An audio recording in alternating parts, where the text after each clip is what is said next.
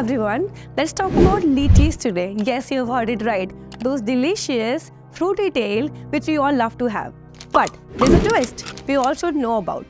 Lychees are not just tasty, but they are hydrating gems that have lots of health benefits. But here's the catch.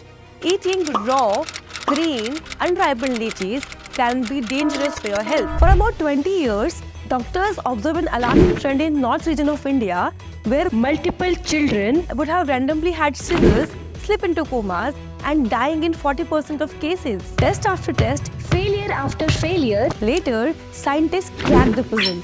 According to them, these kids were eating unripened lychees that fell to the ground because these lychees contain high level of naturally occurring amino acid derivative called hypoglycemia. This caused the children woke up screaming in the night before suffering convulsions and losing consciousness as they suffered swelling in their brain. But there's a good news for you. After this discovery, incidents from unripened lychees in India have fallen to 50 a year. So stay safe, eat healthy.